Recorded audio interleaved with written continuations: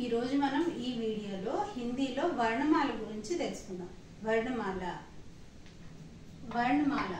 మన హిందీ వర్ణమాలలో మొత్తం 52 అక్షరాలు ఉంటాయి. అవేంటో ఒకసారి చూద్దాం. స్వర్, ఆ నుంచి ఔ వరకు ఉండే అక్షరాన్ని స్వర్ అంటారు. ఆ, ఆ, ఈ, ఈ, ఊ, ఊ, రి, ఏ, ఐ, ఓ, ఔ. వీటిని స్వర్ అని అంటారు. మరి అమ్, అహ వీటిని ఏమంటారు అంటే అయోగ్వాహ్ అని అంటారు. అయోగ్వాహ్ అని అమ్ని అహాని కలిపి అంటారు. అమ్ని ఏమంటారు అంటే అనుస్వార్ అని అంటారు.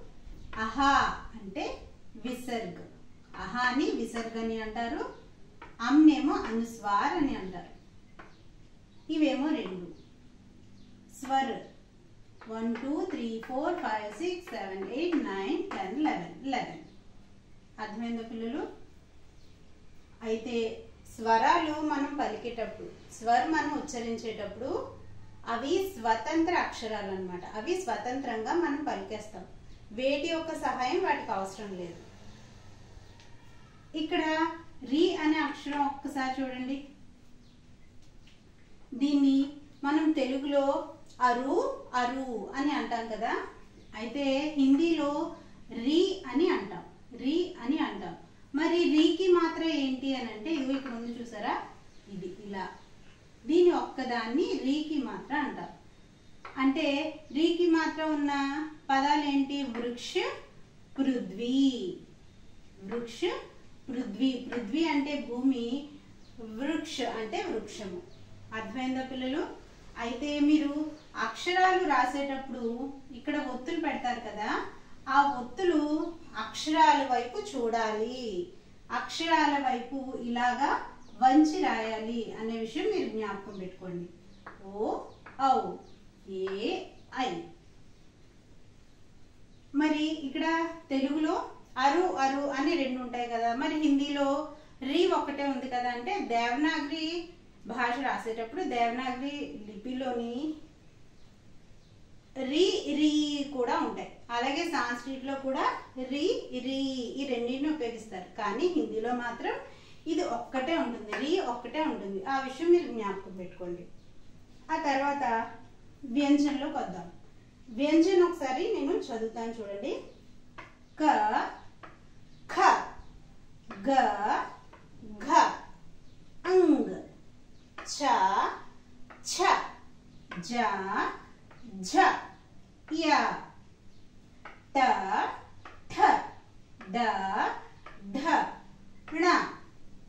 మరి ఇవేంటి అంటే మీరు ఎప్పుడన్నా చూసారా, పఢనా అని చదివేటప్పుడు మనకు అక్కడ ఈ ఢా కనిపిస్తుంది కదా. వీటిని ఎలా చదవాలంటే అడ, అఢ, అడ, అఢ అని వీటిని చదవాలి.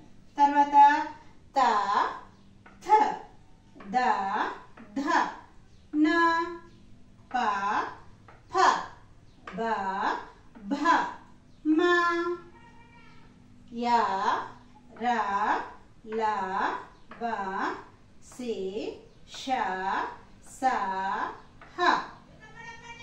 కా నుంచి హా వరకు ఉన్న వాటిని వ్యంజన్ అంటారు. కా నుంచి హా వరకు ఉన్న వాటిని వ్యంజన్ అంటారు.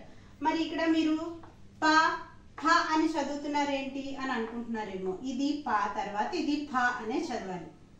మనం ఫల్ అనే చదవాలి, ఫల్ అని చదవకూడదు. ఒకవేళ మీకు ఫ సౌండ్ రావాలి అని అంటే ఫా కింద ఇక్కడ చుక్కు ఉండాలి. ఇక్కడ చుక్క ఉంటే దాన్ని మీరు ఫాగా చదవచ్చు. లేని పక్షాన ప, ఫ, బ, భ, మ అని చదువుకోవాలి.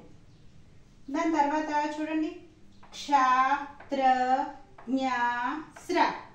క్ష, త్ర, జ్ఞ, స్ర. ఈ నాలుగింటిని సంయుక్త వ్యంజన్ లేదా సంయుక్త అక్షర అని అంటారు. క్షాత్ర, జ్ఞ, స్రాని సంయుక్త వ్యంజన్ లేదా సంయుక్త అక్షరాలు అని అంటారు.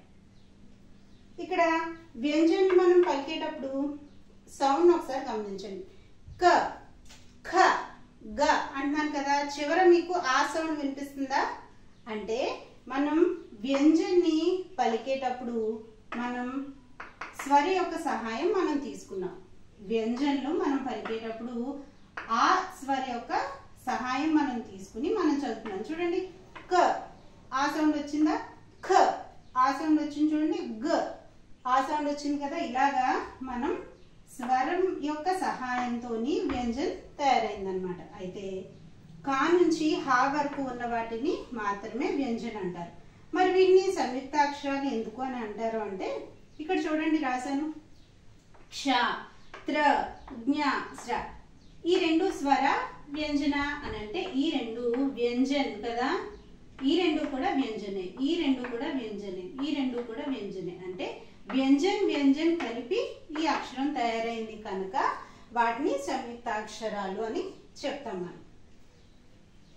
క్ష ఏ రెండు అక్షరాలతో వచ్చిందంటే ఇక్ ప్లస్ ష, త్ర త్ ప్లస్ ర, జ్ఞ జ ప్లస్ య, స్ర ష్ ప్లస్ ర. వీటితో మనకి సంయుక్త అక్షరాలు తయారయ్యాయి అన్నమాట. మరి మీకు ఇక్కడ ఒక డౌట్ రావాలి కదా, ఇక్కడ ఇలా గీత పెట్టాం కదా, దీన్ని ఏమంటారు అంటే, ఏదైనా అక్షరం కింద తిరిచి రేఖ, ఏదైనా ఒక వంకరగా ఉండి ఇలా కిందకి అక్షరం కింద రాయబడి ఉంటే దీన్ని హలంత్ అంటారు. ఏమంటారమ్మా? హలంత్, హలంత్ అని అంటారు. అర్థమైందా పిల్లలు? స్వర, అయోగవాహ, వ్యంజన, సంయుక్తాక్షరం ఇలాగా మనం అక్షరాన్ని డివైడ్ చేసుకోవాలి. అలా మొత్తం అన్ని కలిపితే మీకు 52 లెటర్స్ వస్తాయి అన్నమాట. ఒకసారి జాగ్రత్తగా చూడండి. హలంత్, హలంత్ అంటే చెప్పుకున్నాం కదా, ఇలా వంకరగా వ్యంజన్ కింద ఇలా గీత పెడితే దాన్ని హలంత్ అని అంటారు. అయితే ఇక్కడ కావర్గ్, చావర్గ్, టావర్గ్, తావర్గ్, పావర్గ్ రాశాను. వీటికి అన్నింటికి హలంత్ పెడతాను, ఒకసారి చూడండి.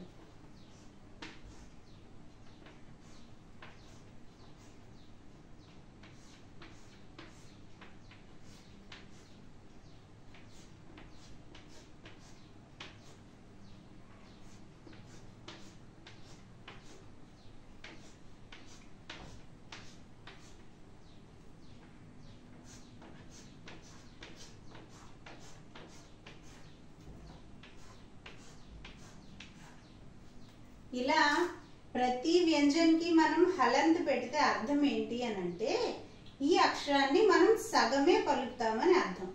అంటే కా అని పలికేటప్పుడు మనకి చివర ఏ సౌండ్ వస్తుంది, ఏ ధ్వని వినిపిస్తుంది? ఆ అనే ధ్వని వినిపిస్తుంది కదా. అలా మనం ఈ వ్యంజన్లో నుంచి అంటే కాలోంచి మనం ఆని విడిగా మార్చేస్తున్నాం అన్నమాట. అంటే ఇప్పుడు కా అనేది ఎలా తయారవుతుంది అంటే ఇక్ ప్లస్ ఆ, ఈ రెండు కలిపితే కా అనే వ్యంజన్ తయారైంది కదా. ఇప్పుడు మనం ఇలా హలంత్ పెట్టి ఏం చేస్తాము అంటే, ఈ వ్యంజన్లోంచి అంటే కాలోంచి స్వర్ని మనం వేరు చేసేస్తాం అన్నమాట. అందుకని హలంత్ని ఉపయోగిస్తాం. ఇప్పుడు మళ్ళా ఖ అంటే ఎలాగా అంటే ఇక్ ప్లస్ ఆ, గ ఎలా అంటే గ్ ప్లస్ ఆ అనే సౌండ్ వినిపిస్తుంది కదా, దాని నుంచి వేరు చేయడానికి హలంత్ని ఉపయోగిస్తాం. అర్థమైందా పిల్లలు? ఏదైనా వ్యంజన్ని మనం స్వరం నుంచి విడదీయాలి, స్వర్ నుంచి విడదీయాలి అనేటప్పుడు ఈ హలంత్ని ఉపయోగించాలి అనేది గుర్తుపెట్టుకోండి. ఈ వీడియో నేను 10th క్లాస్ వాళ్ళకి కూడా చెప్తున్నాను. బేసిక్స్ రాకపోతే మనకి స్వర సంధి, వ్యంజన సంధి, విసర్గ సంధి అని 3 రకాల సంధులు ఉంటాయి కదమ్మా, అవి చదవటం అర్థం చేసుకోవటం మీకు కష్టమైపోతుంది. ఈ హలంత్ ఏంటి, వర్ణ విచారు లేదా వర్ణ విచ్ఛేద్, వర్ణమాల, ఈ 3 టాపిక్లు మీరు తెలుసుకుంటే సంధి మీకు చాలా ఈజీ అవుతుంది. అందుకని మేడం ఆ చెప్తున్నారేంటి అని అనుకోకండి. ఖచ్చితంగా హలంత్ అంటే ఏంటో తెలిసి ఉండాలి, వర్ణ విచ్ఛేద్ అంటే ఏంటో తెలిసి ఉండాలి, వర్ణమాలలో స్వర అంటే ఏంటి, వ్యంజన్ అంటే ఏంటి, ఇవన్నీ కూడా మీకు తెలిసి ఉండాలి. అర్థమవుతుంది కదా పిల్లలు? తర్వాత చూద్దాం చూడండి. అయితే కా చ ట త ప ఇవన్నీ మనం చదువుకున్నాం కదా, వీటికి సంబంధించి ఇదే. అయితే మీరు ఇందులో ఏ విషయం తెలుసుకోవాలి అంటే మనకి ఆకి మాత్ర, చోటి ఈకి మాత్ర, బడి ఈకి మాత్ర, ఊ ఊ రీ అంటే రాకి సంబంధించి 3 రకాల ఒత్తులు ఉంటాయి కదమ్మా. ఇలా దాని గురించి మరలా ఇంకొక వీడియో చూద్దాం. ఏ ఐ ఓ ఔ అనుస్వార విసర్గ ఇవి మీకు తెలుసు కదా. అయితే మరి వ్యంజన యొక్క మాత్రలు ఏంటో చూద్దాం. అవి ఎలా రాయాలి అని అంటే మాత్రలో చిన్న ట్రిక్ ఉంటుందమ్మా, జాగ్రత్తగా చూడండి. ఆ ట్రిక్ ఏంటి అంటే ఇప్పుడు కాకి సంబంధించి మనం క్లాస్లో ఎలా నేర్చుకుంటాం అంటే కా ఒత్తు అంటే ఇలా అని నేర్చుకుంటాం కదా. అయితే దీనికి ఒక చిన్న ట్రిక్ ఉంది, నేను చెప్తాను చూడండి. ఏ అక్షరానికైతే ఇలా చిన్న గీత ఉంటుందో, ఏ అక్షరానికైతే ఇలా గీత ఉంటుందో ఆ అక్షరాలు ఏంటో ఫస్ట్ మీరు గుర్తుపట్టండి. ఆ అక్షరాలు మీరు గుర్తుపెడితే వ్యంజనొత్తులు మీకు వచ్చేస్తాయి. అంటే చూడండి, ఇప్పుడు కా ఉంది కదా, ఖ దీనికి కూడా ఒక గీత ఉంది, దీనికి కూడా గీత ఉంది, దీనికి గీత ఉంది, దీనికి కూడా గీత ఉంది కదా. ఈ గీతని తీసేస్తే మీకు ఒత్తులు వచ్చేస్తాయి. ఎగ్జాంపుల్ చూడండి. అయితే మీరు కా ఒకటి హా ఒకటి జ్ఞాపకం పెట్టుకోండి. నేను ఒకసారి మిగిలినవి చెప్పేస్తాను. ఇప్పుడు ఖా ఉంది కదా, దీని ఒత్తు ఎలా వస్తుంది అంటే ఈ స్ట్రెయిట్గా ఉన్న గీత తీసేయాలి. మీరు చిన్నపిల్లలకి ఏమి ఇబ్బంది అవుతుందంటే ఈ ఒత్తులన్నీ ఎలా గుర్తుపెట్టుకోవాలి అని అనుకుంటారు కదా. వాళ్ళకి ఏం చెప్తున్నాను అంటే స్ట్రెయిట్గా ఉన్న గీతని మీరు తీసేస్తే ఆ అక్షరం తాలూకా ఒత్తు వచ్చేస్తుంది మీకు. ఎగ్జాంపుల్ చూడండి, ఖ కదా, దీని ఒత్తు ఏంటి అంటే గ. ఈ గీత తీసేయండి, ఈ గీత తీసేయండి. దీనికి మరి ఇక్కడ చిన్న గీత ఉంది కదా మేడం అని అంటారేమో. ఎక్కడైనా ఇలా చిన్న గీత ఉండి ఇక్కడ సెమీ సర్కిల్ కానీ సర్కిల్ కానీ కనిపించింది అనుకోండి, అలా కనిపించినప్పుడు ఈ హలంత ఇలాగే ఉంచేసి మనం రాసేయాల్సి ఉంటుంది. మరలా చెప్తున్నాను, చిన్న గీత ఉండి సర్కిల్ కానీ సెమీ సర్కిల్ కానీ ఏదైనా చిన్నది ఉంటే ఆ అక్షరాన్ని మనం హలంత పెట్టి సగం అక్షరంగా మార్చుకుని మనం శబ్దాలని రాయాల్సి ఉంటుంది. ఇప్పుడు దీన్ని చూడండి, ఇలా గీత ఉంది కదా, మరి దీని ఒత్తు ఏమవుతుంది చ. ఇప్పుడు మరి ఇదిగోండి ఇలా ఉంది కదా, ఇక్కడ చిన్న గీత ఉంది, ఇక్కడ సర్కిల్ ఉంది. అంటే అప్పుడు మనం దాన్ని ఏం చేయాలి అని అంటే దానిని కూడా మనం హలంత పెట్టి మనం రాసుకోవాల్సి ఉంటుంది. ఇప్పుడు ఇక్కడ జ, దీన్ని తీసేయాలి జ. దీన్ని ఇక్కడ కూడా గీత ఉంది కదా, దాని ఒత్తు ఏమవుతుంది అప్పుడు ఇది అవుతుంది. దీనికి కూడా గీత ఉంది, దాన్ని తీసేస్తాం. ఒత్తులు మీకు తెలిసిన పిల్లలు చాలా సింపుల్ ట్రిక్. ఎక్కడైతే గీత ఉంటుందో ఆ గీత మనం తీసేయాలి. ఇలా స్ట్రైట్గా ఒక లైన్ ఉంటే అది తీసేయాలి. అలాగే సర్కిల్స్ కానీ ఏమైనా కనిపిస్తే సెమీ సర్కిల్ కానీ ఉంటే అక్కడ మనం చిన్న దానికి హలంత పెట్టేసి అది సగం అక్షరంగా మనం పలకాల్సి ఉంటుంది అనమాట. రాసేటప్పుడు కూడా అది సగం అక్షరంగా మనం రాయాలి. ఇప్పుడు దీని ఒత్తు ఏమవుతుంది ఇలాగే రాసేయాలి. చిన్నది ఉంది కదా, సెమీ సర్కిల్ ఉంది, చిన్న గీత ఉంది, అందుకని ఇది హలంత పెట్టేసి సగం అక్షరంగా తీసుకోవాలి. దీనికి అంతే, దీనికి అంతే, దీనికి అంతే. మరి ఇప్పుడు నా ఒత్తు ఏంటి అంటే ఇదిగోండి, గీత తీసేసాను కదా.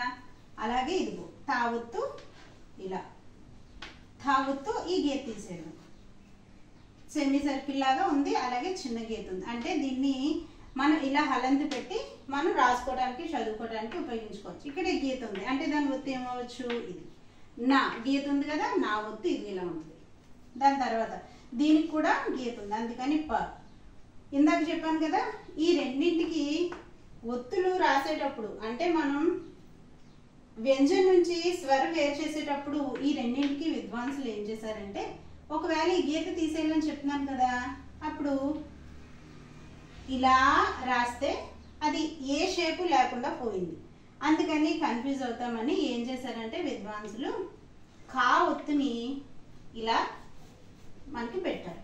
అంటే ఇలా రాస్తే కా ఒత్తు. అలాగే హా ఒత్తు కూడా ఎలా మార్చారు అంటే ఇలా మార్చి హావత్తు అలా ఉంచారనమాట. ఈ రెండు మీరు ఒకసారి గుర్తుపెట్టుకోండి. మిగిలినవన్నీ ఇలా గీత కనిపిస్తే ఆ గీత తీసేయడమే. చూడండి పాకి ఇదైంది, గీత తీసేసాను. బాకి ఏమైంది, ఇదిగోండి ఈ గీత తీసేసాను. భా మా ఈ గీత తీసేయాలి, మా. అర్థమవుతుంది కదా పిల్లలు? గీత తీస్తే వ్యంజన్ ఒత్తులు వచ్చేస్తాయి, గీత తీసేయండి మాత్రలు అయిపోతాయి. అలా సింపుల్గా గుర్తుపెట్టేసుకుంటే మీకు ఈజీ అయిపోతుంది, చదవడం అయినా రాయడం అయినా సరే. యా చెప్పండి ఎలాగా? గీత తీసేయాలి. రా, రాకి సంబంధించి 3 రకాల ఒత్తులు ఉంటాయని చెప్పాను కదా, అది మరొక వీడియోలో చూద్దాం. దీనికి సంబంధించి లా గీత తీసేయాలి, లా వా గీత తీసేయాలి. అర్థమైపోయింది కదా పిల్లలు? ఇంక ఈ లెటర్స్ అన్నీ అలాగే ఈ గీత తీసేస్తే మీకు ఒత్తులు అర్థమైపోతాయి. హలంత్కి సంబంధించి మీకు విషయం ఇదే. అయితే మరి దీని తర్వాత ఏం తెలుసుకోవాలంటే వర్ణ విచ్ఛేద్ తెలుసుకోవాలి. వర్ణ విచ్ఛేద్ అంటే ఏంటి తెలుసుకోవాలి. 6th క్లాస్లో మీరు చూసుకునే ఉంటారు కదా, కమ్మల్ ఉండేటప్పుడు దాన్ని మనం ఎలా డివైడ్ చేస్తాము అని అవన్నీ నేర్చుకున్నాం కదా.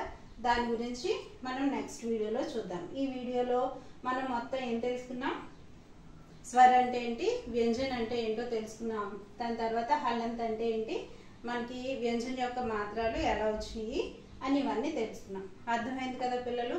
10th క్లాస్ వాళ్ళు కూడా ఈ వీడియో చూడండి. సంధి విచ్ఛేదం మీకు చాలా ఈజీ అవుతుంది. ఇలా స్టార్ట్ చేశాను. సంధి సమాస్ మొత్తం గ్రామర్ అంతా నేను పూర్తి చేస్తాను.